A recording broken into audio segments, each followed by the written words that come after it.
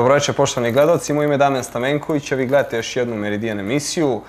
Sa nama plejmejker Budućnosti, trenutno najbolji igrač i dvostruki osvajač NBA titule, Noris Kol. Noris, how you doing? welcome. Thank you. How do you like Podgorica, first question, and Montenegro? So far it's been nice. The fans, the people, my teammates, they have welcomed me, treated me with great respect. And I appreciate that. You know, it made my transition a lot easier. After Maccabi, after NBA and China, you came to Europe. Absolutely. Why is that decision? Because you were playing NBA really good. Well, sometimes you just make a choice for yourself and your family. Sometimes something different is good, and I wanted to try it, and an opportunity presented itself, and I went with it. You're coming to Europe, which is totally different style of basketball. What are your first impressions? It's definitely a different style. It's not as much space on the court as it is in NBA, but part of that is because of the rules. The rules in Europe are different, so that's the biggest difference, the rules. And after that, though, I keep the game real simple. You put the ball in the basket more than the other team, and you stop the other team from scoring, and that's how simple I keep the game. So no matter where I play, as long as you keep that in mind, you'll be okay. And what about the examples of people who are coming from NBA to Europe and don't get really good games and everything? Well, it takes a different skill set to come here. Like I said, the game is not as open, it's not as spacious. The paint is closed down, and so it's more difficult for guys who maybe can't shoot as well, or guys who maybe not as mentally tough. Coming from America your whole life, playing a certain way, and then coming to Europe, playing a totally different style of physicality, and just in general, the way Europeans play compared to the way Americans play is just different. So, you have to be mentally strong, and you have to be willing to have an open mind.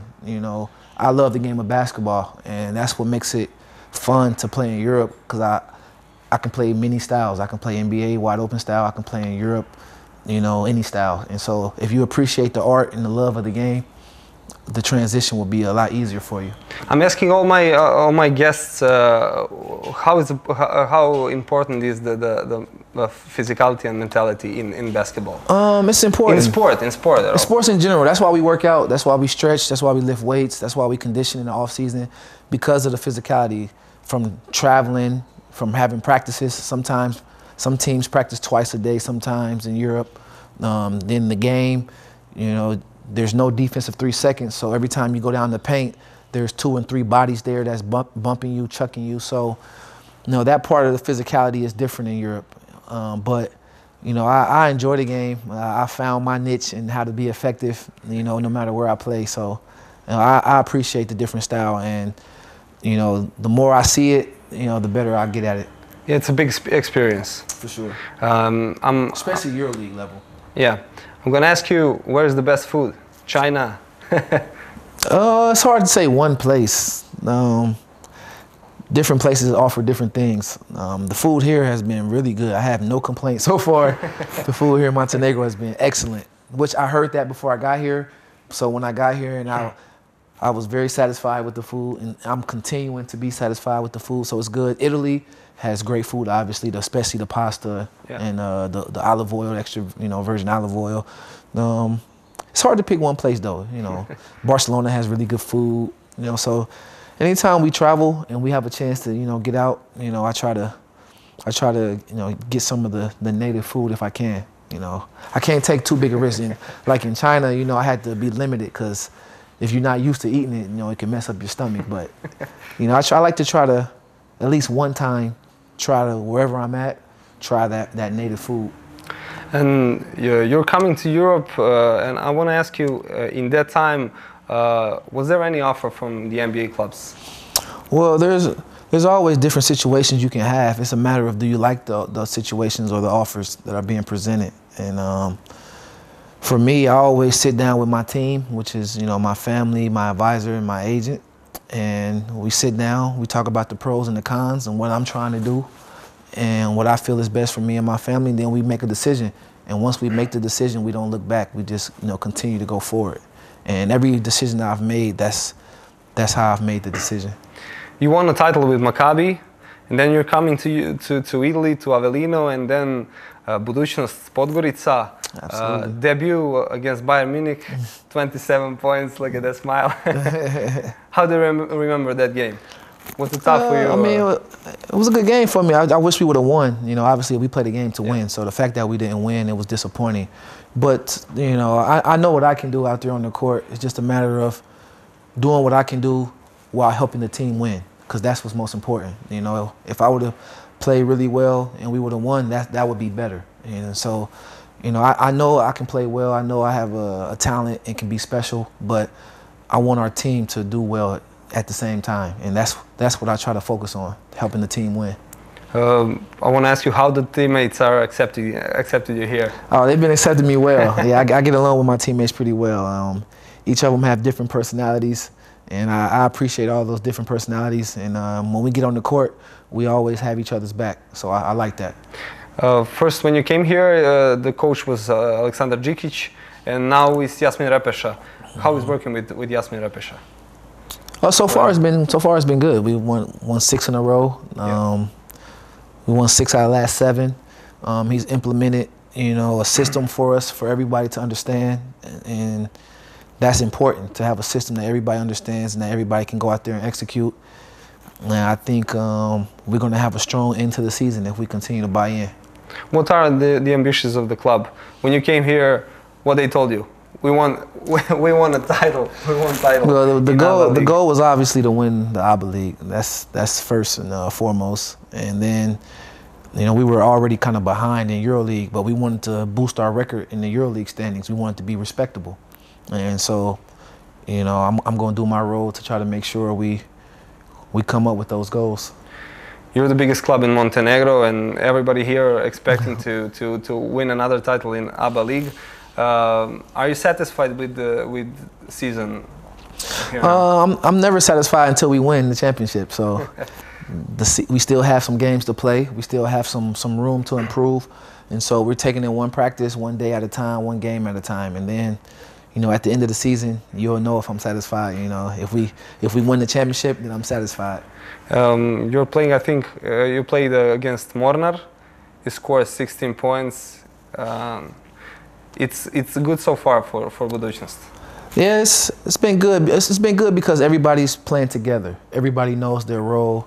You know, everybody's fitting in. Everybody feels a part of the team, which is important, you know, at this level. And I think the more we play together, the more coach passes down his knowledge of understanding for us through practice and through film sessions. I think by the end of the year, we're going to be a tough team to beat. I'm going to ask you about the fans. Fans here in Europe and fans here in Budućnost, and to compare me to fans in NBA. It's different. It's totally different. It's totally different. Fans in Europe, you know, stand and yell the whole game, which, you know, I appreciate that. I feed off their energy, especially here at Budućnost. They give me a lot of energy. I told her in the interview earlier this year, the louder they cheer, the harder and the better I play. So, you know, I appreciate how loud they are. I appreciate, you know, how crazy they can get at the game. I like that. No, the NBA, they love their teams too, but it's a little different. You know, their expectations are a little different. And because there's more games, you know, different games have different atmospheres. You know, but both fans love the game. They just express it differently.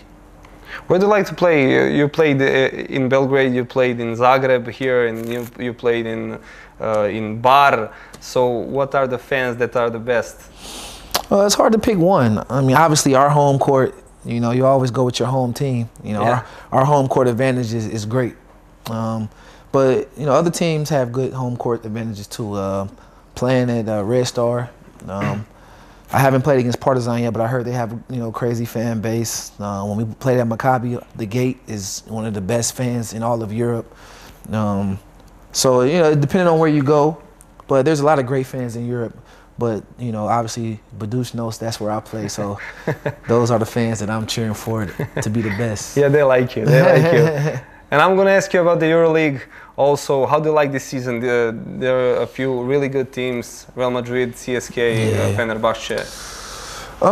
It's wide open. I think the teams at the top obviously have been playing the most consistent. They have the most chemistry on their team, guys that have played together longer. So you kind of almost expect them to be at the top. You know, they're always among the top. But, you know, as the season goes on, you never know what can happen. And then in the playoffs, anything can happen. So I believe all the teams are jockeying for position and just want to make it to the playoffs. And then once you make it to the playoffs, anything can happen. And for you, who's the biggest favorite to win your league title? I'm not sure. I only cheer for my team, so it's hard for me to say, you know, somebody else is a favorite to win because you never really know. So I'm cheering for Budućnosti, and that's it. Yeah, you like it here. And now NBA, it's well known you were an elite student with all A's and everything. You play football also. You got two scholarships from football and basketball. Yes. Why you decided to go with basketball? Well, my goal as a kid growing up was always to be a professional athlete, no matter what sport. That's why I played so many different sports. And then once I was in the 12th grade, it's my senior year of high school, I figured that basketball was my greatest chance to be a professional. So I think I made the right decision on that by choosing basketball. I think my family agreed with that decision. Even though my mom, she liked American football a lot. Moms liked American football a lot, but I'm sure now she agrees that I made the right decision. You watched Super Bowl?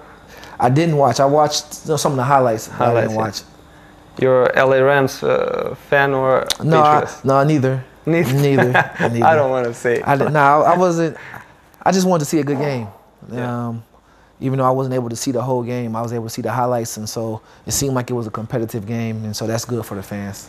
Yeah, was it tough road for you to be to come to the level to be a professional athlete?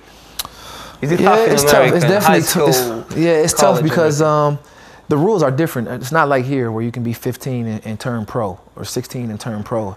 No, you can't do that in America. So you have to be recruited. You have to go to a place that's going to give you an opportunity to show your talent and have a coach and a system that fits best for you. And I was blessed to go to Cleveland State. Shout out to Cleveland State University. Coach Waters and Coach Kimbrough and Coach G, Coach DeSimpler, Coach Samba, Coach Kev, Coach Buck, all those guys. They all did a great job of helping me to develop. And, you know, over those 4 years, I got bigger and stronger, faster. My game got so much better. And, you know, I was able to play very, very well. And once I got the chance, I took advantage of my opportunity. Is it big pressure for young athletes like you in that age to just the colleges are after you and everything? There's a lot of offers. For me, it wasn't, because I didn't have too many offers. I didn't have that many offers. I had one Division I scholarship offer, only one, and that was the Cleveland State, and that's the one that I took. You proved them right. Yes, proved them right.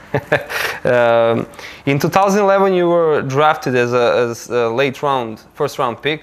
Yep. And then like there's a bunch of trades mixed up, and then you're added in Miami Heat. Absolutely. It's the first year with LeBron James, Dwayne Wade, and Chris Bosh, the big three. Mm-hmm.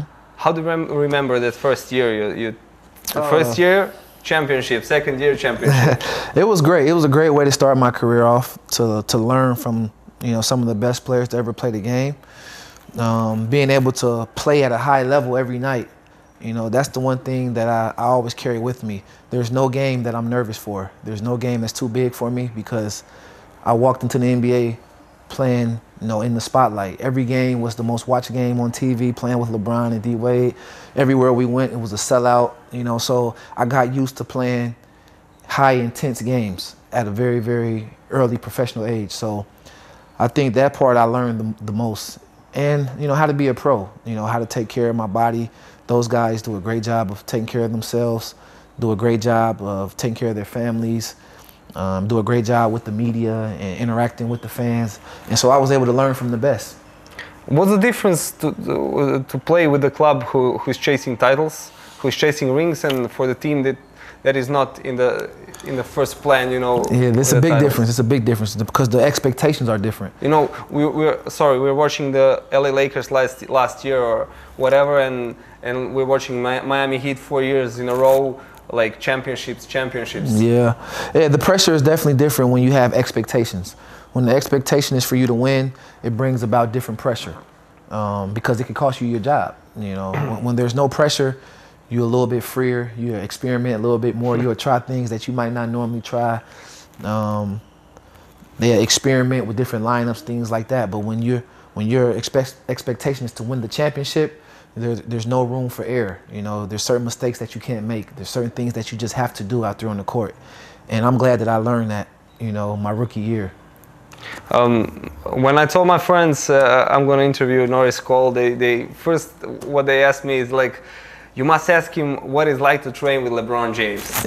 And that's the question, that's the biggest question, like in Serbia, like what is like to train with LeBron It's great. It's great to train with LeBron. I mean, he trains all year round. And is he tough? That's where, yeah, he's very tough. You know, to train year round is how he's able to play during the year. He never stops training. He increases or decreases the intensity, but he never stops training. And I'm the same way in the summertime. I learned that, you know, never get out of shape. You know, you might have different intensity with your workouts, but you always work out year round. Never stop working out. And that's something that I learned from him. To this day, I never stop working out. I always train year round. And that's why he's been able to be so durable and do the things that he does, because he's never out of shape. And I'm going to ask you about the sixth game with versus San Antonio Spurs. I think you were at the bench and you were jumping like I think Lebron made a first attempt for the 3 points, and then your jump like he missed, and then Chris Bosh the big jump, and then Ray Allen from the corner. Yeah, I knew Ray was going to make it. I knew it. I just want to ask you that. Yeah, I knew he was going to make it. He always makes the big shot. Ray always makes the big shot. And he works hard, though, at his craft. He works hard every day after practice, shooting those corner threes. And so I knew when he let it go, I just knew it was going in. That's why I was jumping so early. I always believe my team can win it.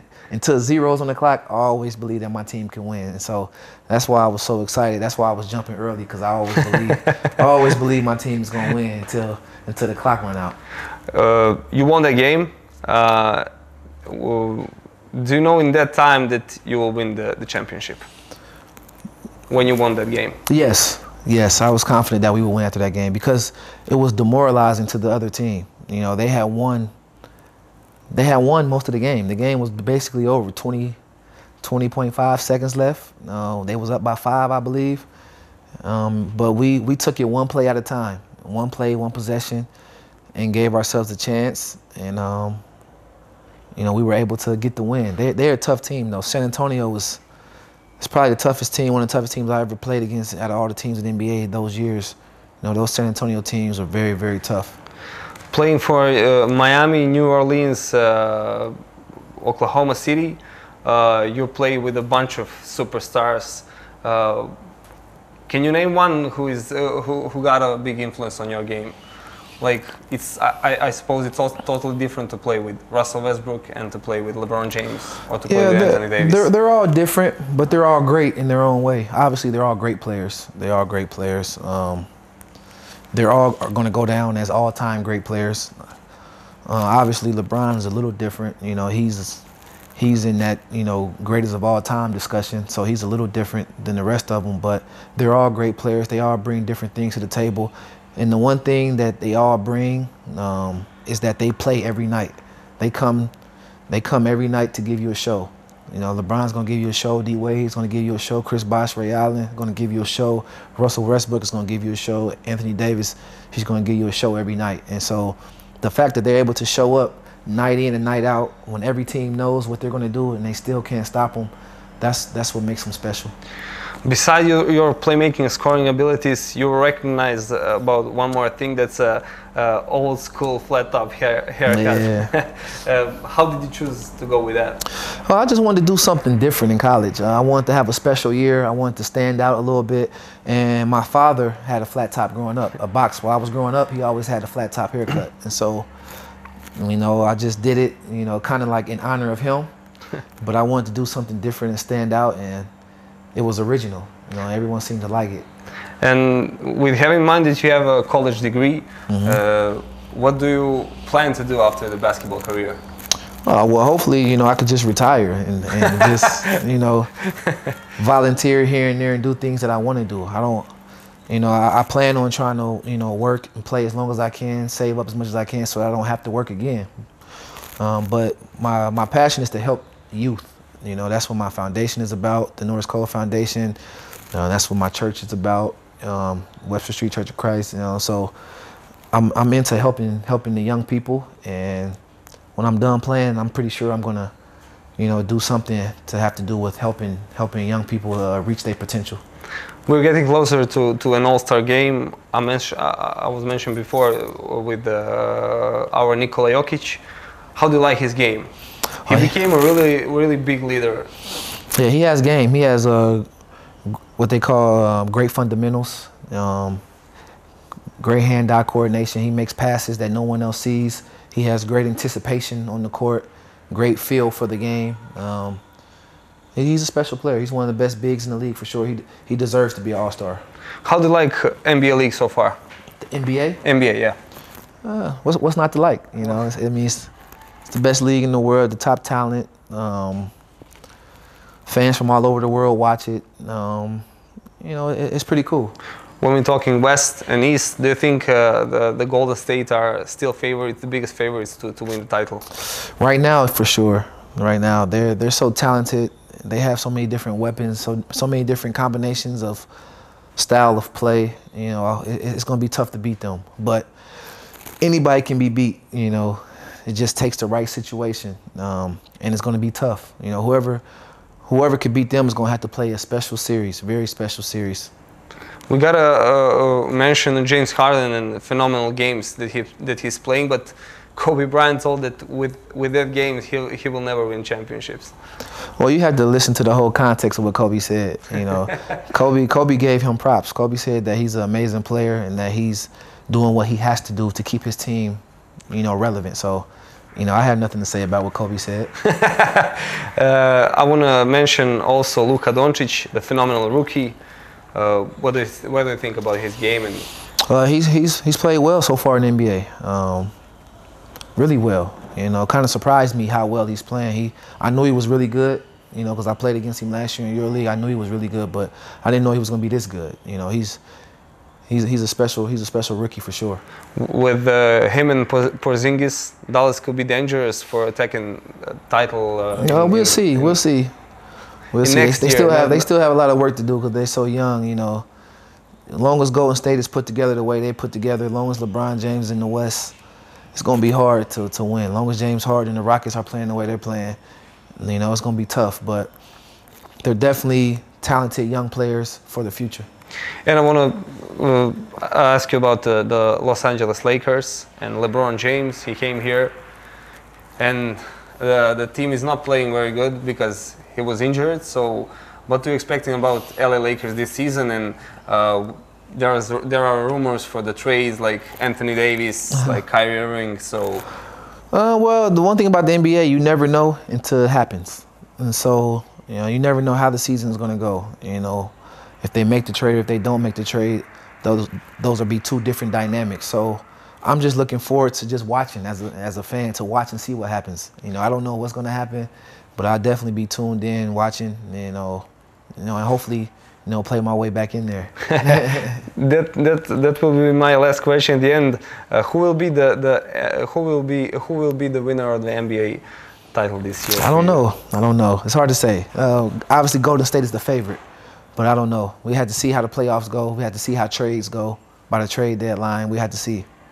Will you come back to the NBA at one time? That's the goal. That's the goal. But you know, I'm going to make the best decision that I think is best for me and my family, and that'll be good enough for me, no matter where I play. As long as I'm happy and my family's happy, I'll be okay.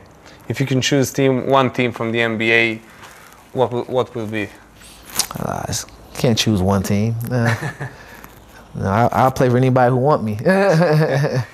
It's hard to choose one team because you never know, looking on the outside, you never know how a situation is until you get with the team and get with the organization. So, you know, whoever will want my services, you know, I'll be ready to play. Noris, thank you for this interview. Thank you, man. I want to wish you good health this season. Thank you. And to fulfill your dreams and to go back to the NBA. Thank you. So, good luck. Thank you. Thank you. Dragi gledalci, ovo je bio Noris Kol, čuli ste njegovu priču i hvala vam što ste nas gledali. Vidimo se sledeći put. Pozdrav!